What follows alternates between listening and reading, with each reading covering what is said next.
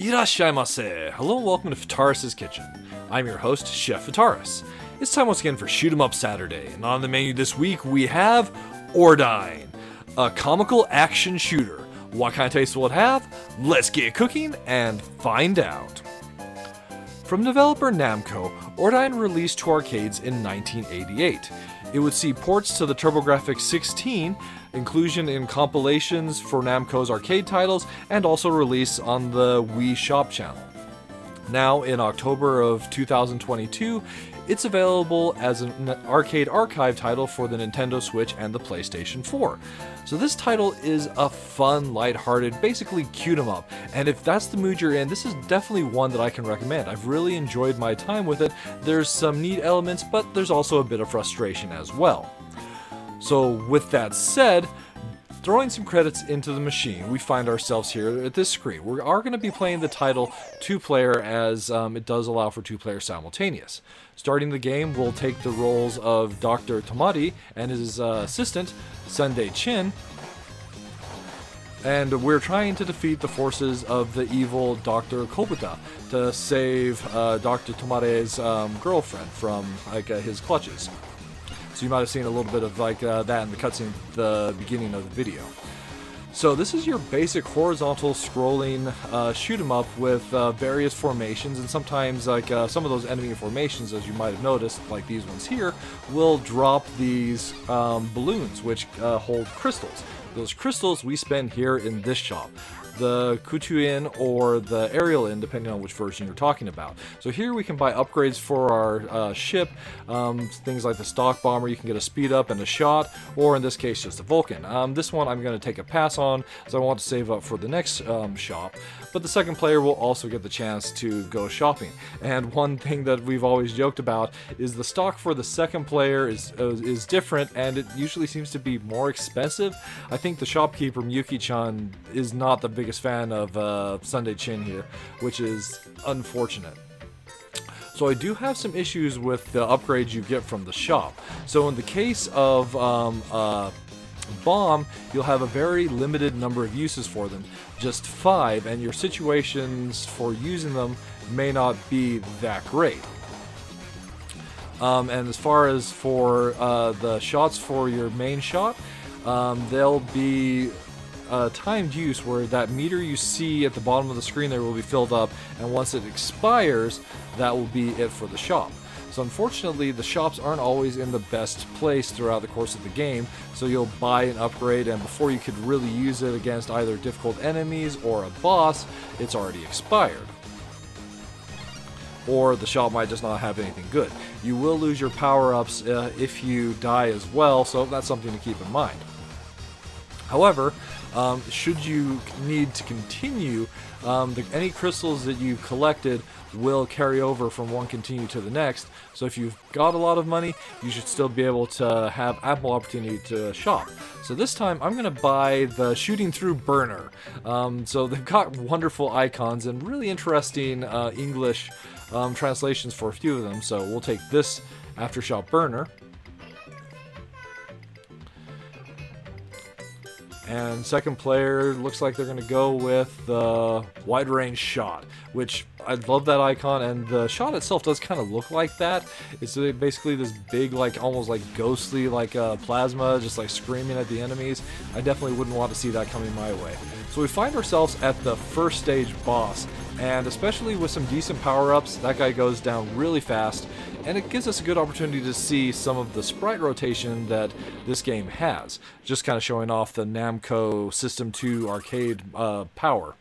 The end bonus screens as well, you see some cute animations of our characters kind of making fun of the boss characters, which is pretty, a little bit on the rude side, but it's pretty cute in it as well.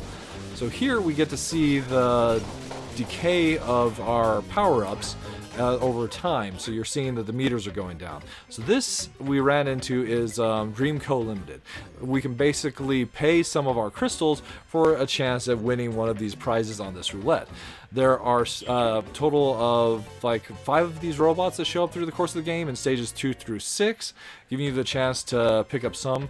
So I paid 1,000 to get 1,000 back. I didn't really come out with much on my end.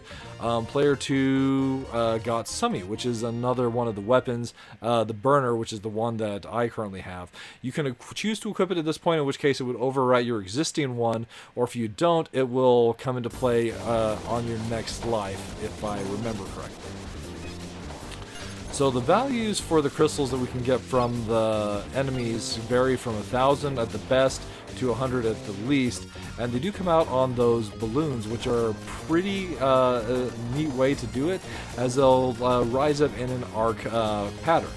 So this stage is another one that shows off the sprite rotation that I was talking about. So we've got this massive block of background that's rotating, and we need to be careful to dodge around the whole enemies.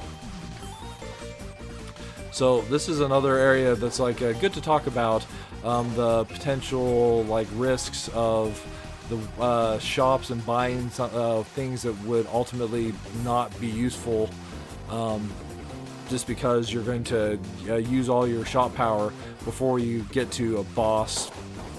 The next section we come to in this stage, where there's one of those rotating platforms, is a shop right before it.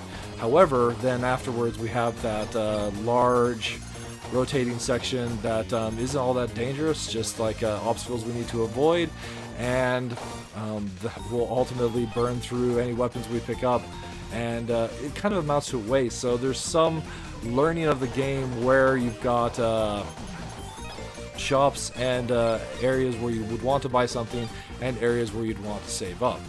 Really, you should be able to afford power-ups at most of the shops. The only exceptions really being towards like the end of the game, or if you happen to have the one up, let's see, which are referred to as my ship. You'll like is always an expensive purchase to get. So I'm just simply going to go with the speed up here, and hopefully there's a decent option for player 2 as well. The Stock Bomber might be a good choice here, as the Stock Bomber basically acts as a shield for enemy shots.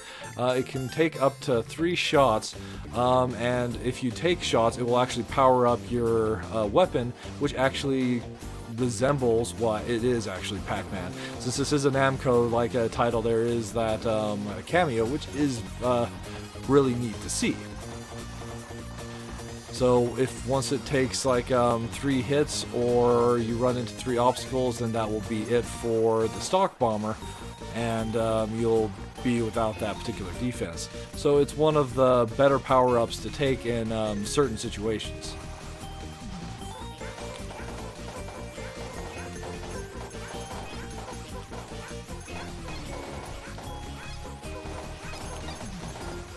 And for the most part, that's Ordyne served up for your enjoyment. So here's my ship at 50,000. So for this purchase, I'm going to take the Vulcan, the running shot, which is basically just a super rapid fire Vulcan, really useful against the upcoming boss. Chin here unfortunately doesn't have enough money to get anything, so once again, Yuki-chan just going and showing her bias against poor Sunday Chin. So as far as the minus flavors are concerned with this title, the biggest issues I have with it are power-up duration and shop placement. So the power-up, I just barely started using the rapid-fire power-up, and you'll see that it starts to decay. Even when I'm not firing, that decays, and that's just something that's frustrating. And just having some shops which are just in horrible placements where you're not going to encounter hardly any enemies afterwards. So with the right power-ups, the second stage boss is kind of a joke.